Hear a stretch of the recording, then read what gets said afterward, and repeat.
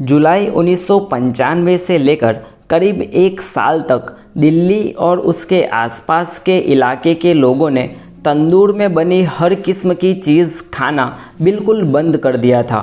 Hotel और restaurant के मालिकों ने अपना अपना तंदूर बंद कर दिया था, क्योंकि कई सारे कस्टमर्स तंदूर का नाम सुनते ही होटल छोड़कर चले जाते थे। और उसका कारण था दिल्ली का घिनौना मर्डर, तंदूर कांड। उस वक्त दिल्ली यूथ कांग्रेस के प्रेसिडेंट सुशील शर्मा ने अपनी ही बीवी नैना साहनी को मारकर उसे तंदूर में जला दिया था। 2 जुलाई 1995 गर्मी की शाम नैना साहनी, जो कि उस वक्त दिल्ली यूथ कांग्रेस की सदस्य थी, वह अपने गोल मार्केट स्थित सरकारी अपार्टमेंट 8/2A में शराब का ग्लास हाथ में लेकर अपने भविष्य के बारे में सोच रही थी। अभी तो 30 की भी नहीं हुई थी, पर इतनी सी उम्र में उसने करीब सब कुछ हासिल कर लिया था। दिखने में खूबसूरत तो थी ही, ग्रेजुएशन पूरा करके पायलट का लाइसेंस भी हासिल कर लिया था। दिल्ली यूथ कांग्रेस में अच्छी पोजीशन पर भी थी, अपना खुद का बुटीक भी चला रही थी। सब कुछ था उसके पास, सिवाय एक चीज़ के, प्यार। वैसे तो उसकी शादी भी हो चुकी थी सुशील कुमार शर्मा से, जो कि खुद दिल्ली यूथ कांग्रेस का प्रेसिडेंट था। नैना साहनी और सुशील कुमार की वैसे तो लव मैरिज थी, पर सुशील कुमार नैना का पहला प्यार नहीं था। अपने कॉलेज के ही दिनों से नैना का एक दोस्त था, मतलूब करीम। दोनों के बीच गहरी दोस्ती थी और शायद प्यार भी, पर दोनों के मज़हब अलग होने की वजह से इससे आगे रिश्ता मुमकिन नहीं था। दोनों ने एक साथ ही दिल्ली यूथ कांग्रेस ज्वाइन किया और वहीं से नैना की मुलाकात हुई सुशील कुमार से। धीरे धीरे मुलाकातें बढ़ने लगी और दोनों को एक दूसरे से प्यार हो गया और शादी भी कर ली। पर नैना के दिल में शायद मतलूब करीम अभी भी वैसा ही था। हालांकि मतलूब करीम ने इन दोनों के बीच अफेयर की बात का हमेशा से इनकार किया है। नैना की शादी सुशील कुमार से तो हो गई, पर सुशील कुमार ने अभी तक सही से नैना को समाज में अपनी बीवी का दर्जा नहीं दिया था। नैना साहनी दिल्ली के गोल मार्केट में एक सरकारी अपार्टमेंट में रहती थी, जहां सुशील कुमार उसे मिलने आया करता था। पिछले कुछ समय से सुशील कुमार को नैना पर शक होने लगा था। उसे लगने लगा कि नैना का उसका पुराने दोस्त मतलूब से अफेयर चल रहा है। नैना की मतलूब से अच्छी बनती भी थी। इतना ही नहीं, अपनी इस बोरिंग सी ज़िंदगी से दूर जाकर नैना ऑस्ट्रेलिया शिफ्ट होने का प्लान बना रही थी, वो भी अकेली। और इसी सिलसिले में मतलूब उसे मदद भी कर रहा था। और उसी के बारे में बात करने के लिए नैना ने उस रात मतलूब को अपने अपार्टमेंट के लैंडलाइन से फ़ोन किया। करीब 8:30 बज चुके थे। दोनों फ़ोन पर बातें कर ही रहे थे कि सुशील कुमार आ गया। सुशील कुमार को देखकर नैना ने तुरंत फ़ोन को डिस्कनेक्ट कर दिया। जब सुशील कुमार ने नैना से पूछा कि वो किससे बात कर रही थी, तो नैना ने बताया कि रॉन्ग नंबर था। इतना कहते हुए नैना अपनी शराब का ग्लास लेकर टीवी के सामने बैठ गई। नैना के जाने के बाद सुशील कुमार ने फ़ोन का रिसीवर उठाया और रीडायल बटन दबाया। ये उसका रोज़ का काम हो चुका था। सामने से मतलूब करीम ने फ़ोन उठाया और हेलो बोला। सुशील कुमार मतलूब की आवाज़ पहचान गया। फ़ोन रख के वो नैना के पास गया और नैना से झूठ बोलने के बारे में बहस करने लगा। नैना ने भी उसे बोल दिया कि ये उसकी ज़िंदगी का पर्सनल मामला है और उसे दखल देने की कोई ज़रूरत नहीं। नैना का जवाब सुनकर सुशील कुमार का गुस्सा 7वें आसमान पर पहुंच गया। उसने गुस्से में सेफ में से अपनी लाइसेंस से रिवॉल्वर निकाली और एक के बाद एक 3 गोलियां नैना पर चला दी। पहली गोली अपना निशाना चूक गई और सीधे एयर कंडीशनर के प्लाईवुड बोर्ड पर लगी। दूसरी गोली नैना के सिर पर और तीसरी नैना के गले पर लगी। अपनी ही बीवी का गुस्से और शक में मर्डर करने के बाद जब सुशील कुमार को होश आया, तब तक बहुत देर हो चुकी थी। नैना की मौके पर ही मौत हो गई थी। इसके लिए सबसे पहला काम था नैना की लाश को ठिकाने लगाना, और वो भी इस तरह कि उसका गुनाह जाहिर न हो। उसने अपने ही कमरे की बेडशीट निकालकर नैना की लाश को उस बेडशीट से ढक दिया और एक बड़ी सी पॉलीथीन में ठूस कर भर दी। फिर वो अपनी मारुति 800 कार को अपार्टमेंट के गेट तक ले आया और नैना की लाश वाली बड़ी सी पॉलीथीन बैग को अपनी मारुति 800 के डिक्के में रख कर निकल गया। अब उसे कैसे भी करके नैना की लाश से छुटकारा पाना था। इसी हड़बड़ाहट में वो अपनी गाड़ी दिल्ली के कनॉट प्लेस के आसपास घुमा रहा था। तभी उसे अचानक से आइडिया आया और उसने अपनी गाड़ी को ITO ब्रिज की तरफ चढ़ा दी। उसने सोचा कि अगर उसने नैना की लाश को ITO ब्रिज के नीचे से पसार होने वाली यमुना नदी में फेंक दिया तो शायद नैना की लाश का कभी पता नहीं चलेगा। ये सोचकर वो ITO ब्रिज पर गाड़ी चलाने लगा। बदकिस्मती से उस दिन रात के ऐसे वक्त में भी बहुत ज़्यादा ट्रैफिक था, जिसकी वजह से सुशील कुमार को यमुना में बॉडी फेंकने का मौका नहीं मिल रहा था। उसने करीब 1 घंटे तक ITO ब्रिज का चक्कर लगाया पर ट्रैफिक कम होने का नाम नहीं ले रहा था।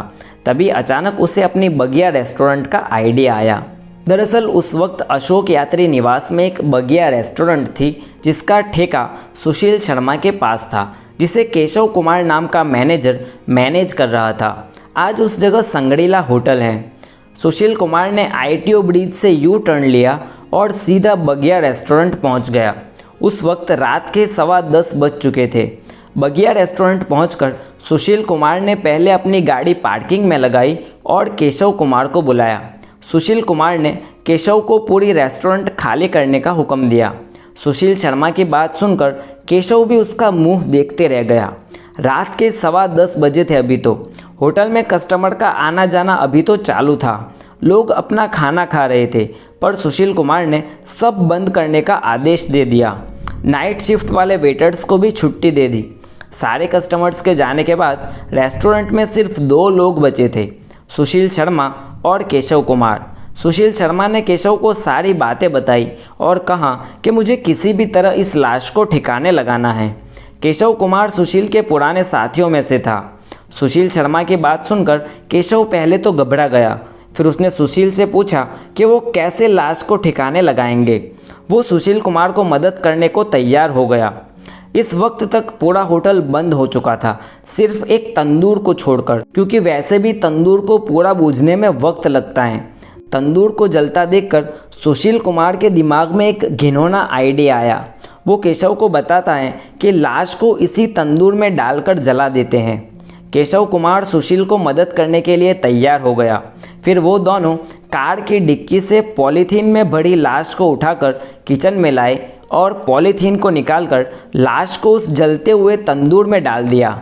अब वैसे तो तंदूर बड़ा होता है पर इतना भी बड़ा नहीं होता कि लाश अंदर आसानी से जा सके।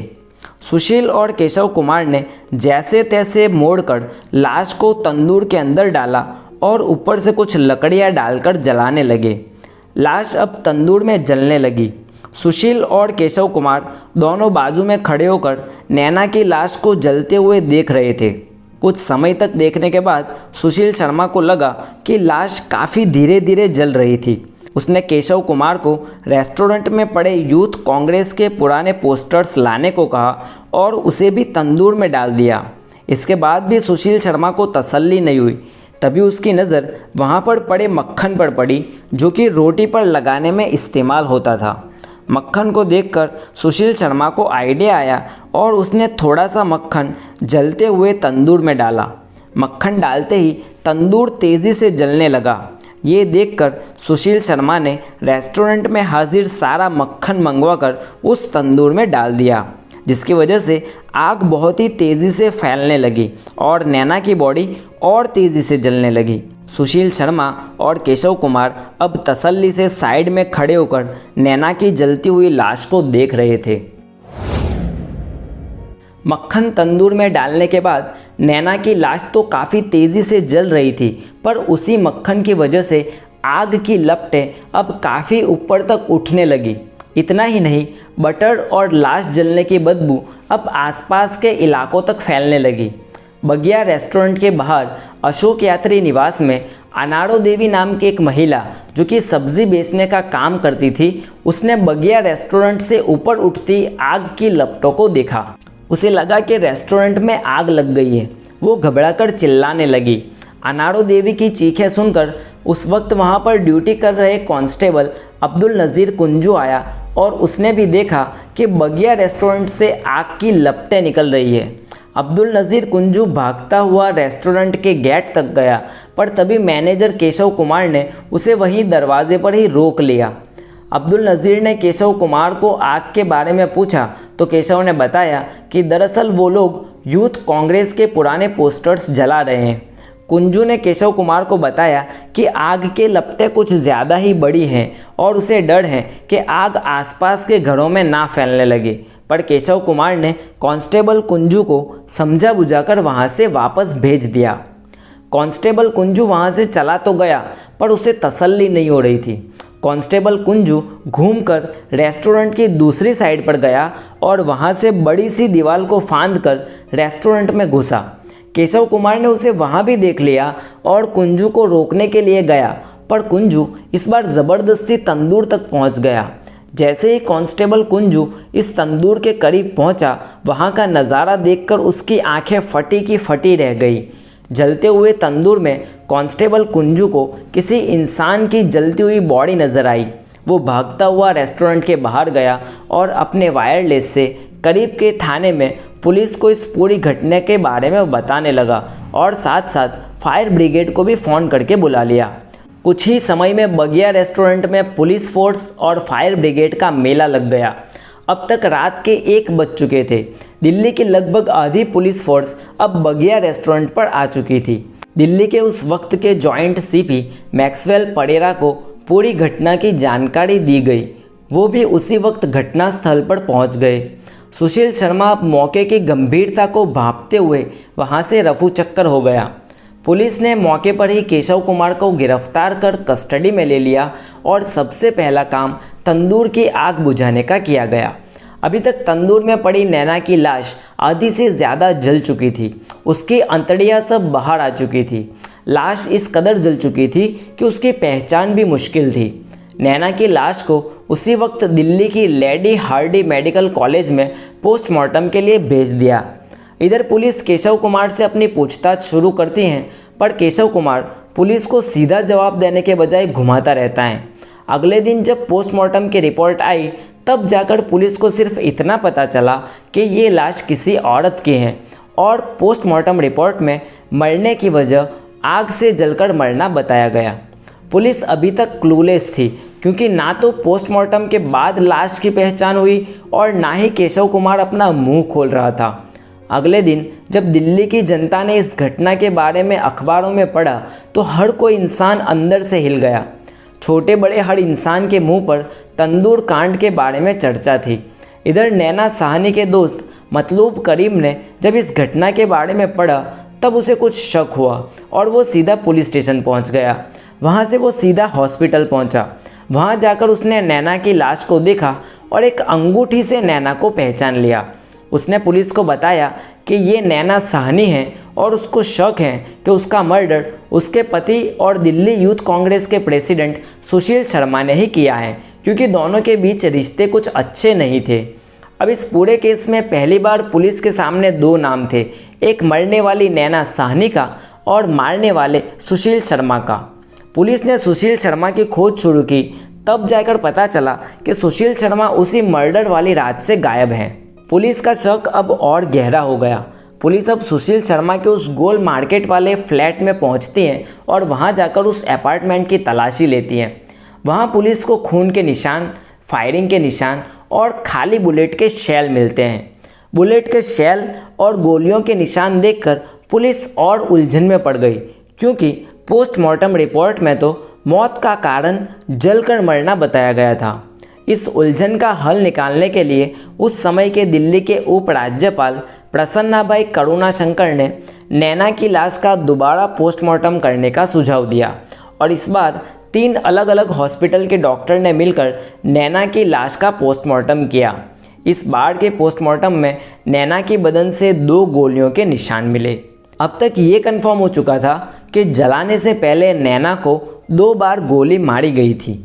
पुलिस के पास अब कुछ बातें थी, जैसे कि जिसकी हत्या उस फ्लैट में हुई थी उसी औरत की लाश को तंदूर में जलाया गया था, पर अभी तक ये कंफर्म नहीं हुआ था कि ये लाश नैना साहनी की है या किसी और औरत की। नैना की बॉडी की हालत ऐसी थी कि खुद उसके परिवार वालों ने नैना को पहचानने से इनकार कर दिया। इसके बाद पहली बार हिंदुस्तान में किसी केस के लिए डीएनए सैंपलिंग और स्कल इमेज टेक्निक का इस्तेमाल किया गया। डीएनए रिपोर्ट के लिए हैदराबाद से डॉक्टर्स की टीम को बुलाया गया, जिसके बाद नैना के परिवार वालों का और नैना का डीएनए टेस्ट किया गया। तब जाकर कंफर्म हुआ कि ये लाश नैना साहनी की ही है। अब पुलिस के सामने सारी चीज़ें क्लियर हो गई। बगिया रेस्टोरेंट का मैनेजर केशव कुमार भी अब तक टूट चुका था। उसने भी पुलिस के सामने जितनी सच्चाई उसे पता थी वो सब बता दी। पुलिस को अब तलाश थी सुशील शर्मा की। इधर सुशील शर्मा 2 जुलाई की रात को बगिया रेस्टोरेंट से निकलकर दिल्ली के गुजरात भवन में गुजरात के एक कैडेटेड ऑफिसर के साथ पूरी रात रहा और सुबह होते ही टैक्सी लेकर जयपुर पहुंच गया। जयपुर से वो फ्लाइट लेकर पहले मुंबई गया और वहां से मद्रास चला गया। मद्रास पहुंचकर सुशील शर्मा ने अपना पूरा हुलिया बदल दिया। वो अपने बाल मुंडवा लिया और एक वकील की मदद से मद्रास कोर्ट में अग्रिम ज़मानत की अर्जी डाल दी। अपनी अग्रिम ज़मानत की अर्जी में उसने दलील दी कि मुझे किसी झूठे केस में फंसाया जा सकता है और मेरी गिरफ्तारी हो सकती है। मद्रास कोर्ट से अग्रिम ज़मानत लेकर सुशील शर्मा बेंगलोर चला गया। किसी तरह दिल्ली पुलिस को सुशील शर्मा की अग्रिम ज़मानत वाली खबर मिल जाती है। दिल्ली पुलिस बेंगलोर पुलिस से कांटेक्ट करती है और दिल्ली के जॉइंट सीपी मैक्सवेल परेरा अपनी पुलिस टीम के साथ बेंगलोर के लिए निकल पड़ते हैं। जब सुशील शर्मा को पता चलता है कि दिल्ली पुलिस उसे ढूंढते हुए बेंगलोर तक आ गई है, तो वो 10 जुलाई 1995 के दिन यानी नैना के मर्डर के 8 दिन बाद बेंगलोर कोर्ट में सरेंडर कर देता है। सुशील शर्मा को लेकर पुलिस अब दिल्ली आ जाती है। सुशील शर्मा पुलिस की गिरफ्त में आते ही अपना गुनाह कबूल कर लेता है और उस रात की पूरी कहानी पुलिस को सुनाता है। सुशील शर्मा से पूरी कहानी सुनने के बाद पुलिस उसे बताती है कि अगर तूने सिर्फ कत्ल किया होता और उसके बाद अपना जुर्म कबूल कर लेता तो शायद तुम्हें कम सज़ा होती, पर मारने के बाद जिस तरीके से तुमने लाश के साथ बर्ताव किया है ऐसा इससे पहले कभी नहीं किया गया और इसी वजह से तुम्हें अब और सख्त सज़ा मिलेगी। जिसके बाद दिल्ली पुलिस ने सिर्फ 26 दिनों में अपनी चार्जशीट दाखिल की और लोअर कोर्ट में मुकदमा शुरू हुआ। लोअर कोर्ट में ये मामला सन 1995 से लेकर 2003 तक 8 साल तक चला। 7 नवंबर सन 2003 में दिल्ली के लोअर कोर्ट ने अपना फैसला सुनाते हुए इस केस को रेयरेस्ट ऑफ रेयर केस माना और सुशील शर्मा को फांसी की सज़ा सुनाई। अपनी सज़ा में कोर्ट ने मेंशन किया कि कत्ल के बाद जिस तरीके से बॉडी को तंदूर में जलाया गया ऐसा कोई उदाहरण पूरी दुनिया में कहीं नहीं मिलेगा और इसी वजह से फांसी से कम सज़ा इंसाफ नहीं होगा। साथ साथ लोअर कोर्ट ने केशव कुमार को हत्या छुपाने और सबूत मिटाने के जुर्म में 7 साल सख्त कैद की सज़ा सुनाई। सुशील शर्मा ने लोअर कोर्ट के इस फैसले के खिलाफ हाई कोर्ट में याचिका दायर की। हाई कोर्ट में ये केस 4 साल तक चला, जिसके बाद 19 फरवरी सन 2007 में हाई कोर्ट ने लोअर कोर्ट के फैसले को बरकरार रखते हुए सुशील शर्मा को फांसी की ही सज़ा सुनाई। सुशील शर्मा ने हाई कोर्ट के फैसले को भी सुप्रीम कोर्ट में चैलेंज किया। 6 साल बाद 8 अक्टूबर सन 2013 को नैना की हत्या के 18 साल बाद सुप्रीम कोर्ट ने लोअर कोर्ट और हाई कोर्ट के फैसले को पलटते हुए सुशील शर्मा की फांसी की सज़ा को उम्र कैद में बदल दिया। अपने फैसले में सुप्रीम कोर्ट ने बताया कि जो कुछ हुआ वो अचानक गुस्से में हुआ है, ये कोई प्री प्लान्ड मर्डर नहीं था और सुशील शर्मा से समाज को कोई खतरा नहीं है। एक और अहम बात जो सुप्रीम कोर्ट ने अपने फैसले में सुशील शर्मा के फेवर में बताई वो ये थी कि सुशील शर्मा का इससे पहले कोई भी क्रिमिनल रिकॉर्ड नहीं था। सन 2015 में सुशील शर्मा ने पैरोल के लिए अपील करते हुए कहा कि सन 1995 से लेकर अब तक वो 20 साल से ज़्यादा की सज़ा काट चुका है, इसलिए उसे पैरोल मिलना चाहिए।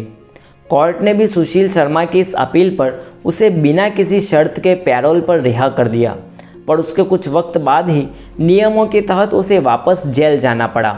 3 साल बाद सन 2018 में आखिरकार 23 साल जेल में बिताने के बाद सुशील शर्मा को रिहा कर दिया गया।